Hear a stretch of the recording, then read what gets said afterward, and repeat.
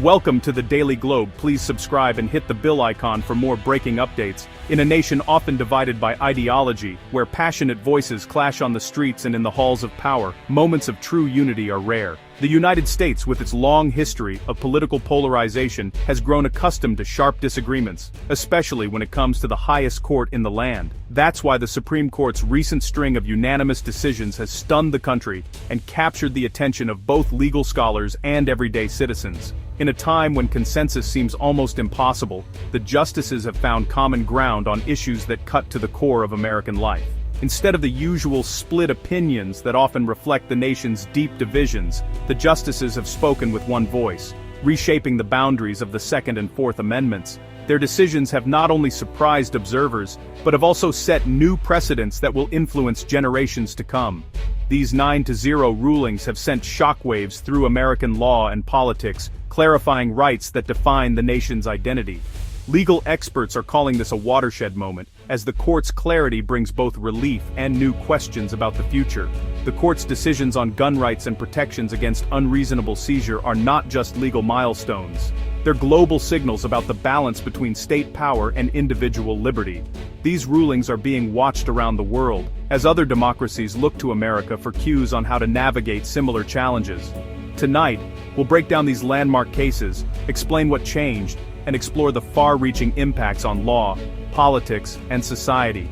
We'll hear from experts, activists, and those whose lives are directly affected by these decisions, painting a fuller picture of what this moment means for the country. This is the story of how 9 justices, united in purpose, have rewritten a crucial chapter in the relationship between citizen and state, reminding us that, even in times of division, the law can still speak with a single powerful voice. To understand the court's impact, we must delve into the intricacies of the Second and Fourth Amendments, 2 pillars of American constitutional law that have shaped the nation's legal landscape. The Second Amendment, with its declaration that the right of the people to keep and bear arms shall not be infringed, has been a focal point of legal and political debate for centuries. Is it a collective right tied to the necessity of a well-regulated militia, or does it guarantee an individual's right to self-defense? Recent Supreme Court cases, such as District of Columbia versus Heller and New York State Rifle and Pistol Association versus Bruin, have affirmed the interpretation of the Second Amendment as protecting an individual's right to own firearms. However, these rulings have also left many questions unanswered, particularly regarding the extent of permissible regulations and the responsibilities that come with gun ownership. On the other hand, the Fourth Amendment provides a crucial safeguard against unreasonable searches and seizures, ensuring that the government cannot invade personal privacy or seize property without just cause. This amendment is a cornerstone of American civil liberties, protecting citizens from arbitrary government actions. The Fourth Amendment's protections extend beyond just physical searches and seizures. They encompass a wide range of government actions that can restrain personal liberty, including surveillance, wiretapping, and even deportation proceedings. The amendment's reach is broad, covering any government action that could be seen as an overreach of power. This includes actions that might defy court orders or infringe upon individual rights without proper justification. The critical question remains: when does government action cross the line into an unreasonable seizure? This is especially pertinent in cases where government actions defy court orders or seem to overstep legal boundaries. These are the constitutional battlegrounds the Supreme Court continues to navigate, constantly redefining the balance between individual rights and government powers. Understanding these amendments is key to grasping the ongoing legal and societal debates that shape our nation. The Smith & Wesson case began with Mexico and gun control groups suing U.S. gun makers, blaming them for cartel violence fueled by trafficked firearms. They argued that manufacturers' marketing and distribution practices enabled illegal gun flows, seeking to hold them financially liable. This directly challenged the Protection of Lawful Commerce in Arms Act, PLCAA, which shields gun makers from liability for crimes committed with their products. The stakes: a potential legal earthquake for the firearms industry, and a new front in the fight against gun violence. On June 5, 2025, the Supreme Court unanimously sided with Smith & Wesson, upholding the PLCAA's shield for gun manufacturers. Justice Kagan's opinion made clear lawsuits blaming gun makers for crimes committed with their products are exactly what Congress meant to prohibit. The court rejected arguments that marketing practices could bypass the law's protections. This ruling was a major victory for Second Amendment advocates in the firearms industry, ensuring legal and financial stability. The 9-0 consensus sent a powerful message on statutory interpretation. The justices stand united. The legal responsibility for gun violence, the court affirmed, lies with the perpetrator, not the manufacturer.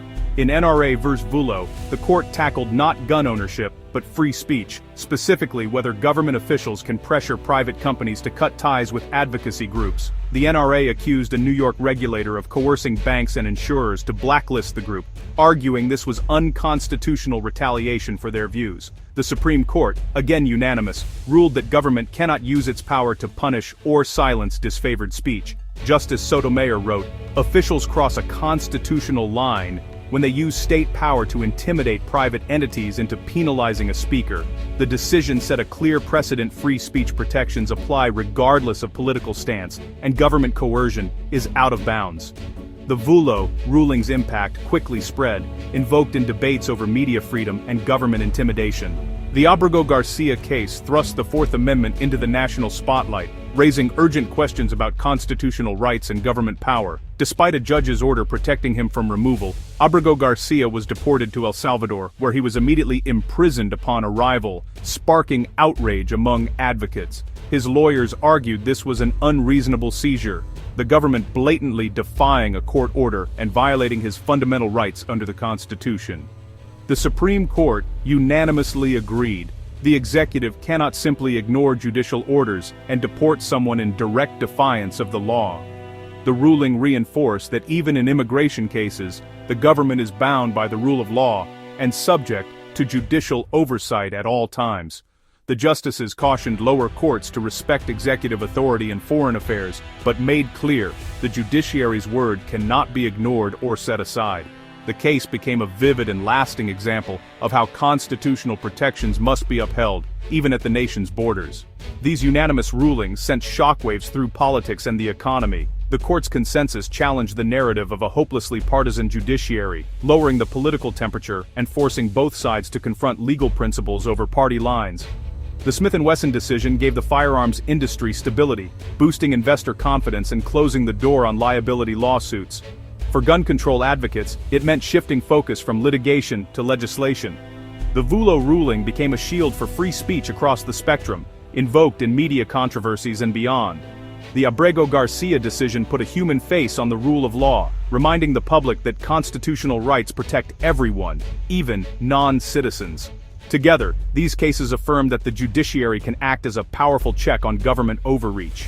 Legal experts across the spectrum agree. These unanimous 9-0 rulings represent a significant triumph of statutory interpretation and institutionalism over ideology. In a time when the Supreme Court is often scrutinized for perceived partisanship, these decisions stand out as a testament to the justices' commitment to the rule of law. Rather than allowing personal or political beliefs to influence their judgments, the court's members demonstrated a unified approach, focusing on the precise language of the statutes and the foundational principles of the Constitution. Walter Olson of the Cato Institute praised the court's disciplined focus on the law itself, rather than the personal views or policy preferences of the justices, particularly in the Smith & Wesson case. Olson noted that this approach not only strengthens public trust in the judiciary, but also sets a clear example for lower courts to follow. By prioritizing legal reasoning over ideology, the court reaffirmed its role as an impartial arbiter. First Amendment advocates hailed the Vullo decision as a universal shield against government censorship, emphasizing that the ruling protects the rights of all Americans, regardless of their beliefs. They warned that if the government is allowed to silence one group, it sets a dangerous precedent that could threaten the free speech rights of everyone. This decision, they argue, sends a powerful message that the court will not tolerate government overreach into fundamental freedoms. Immigration scholars highlighted the Abrego-Garcia ruling as a vital check on executive power, ensuring that judicial orders are respected and that the separation of powers remains intact. They pointed out that the decision reinforces the judiciary's essential role in holding the executive branch accountable, especially in matters that directly impact people's lives and liberties. Many observers see Chief Justice Roberts as playing a pivotal role in steering the court toward consensus, working behind the scenes to build bridges among the justices and bolster the institution's legitimacy in the eyes of the public. His leadership is credited with fostering a spirit of collaboration, even on contentious issues. By finding common ground on core legal principles, the court managed to resolve major disputes without deepening the nation's political divides. This approach not only brings clarity to the law, but also helps maintain public confidence in the judiciary as a fair and neutral body. Ultimately, these decisions highlight the justices' strategic effort to reinforce the authority of the law by speaking as one. Their unified voice sends a clear signal that, even in a polarized era, the Supreme Court can rise above division to uphold the principles that define American justice.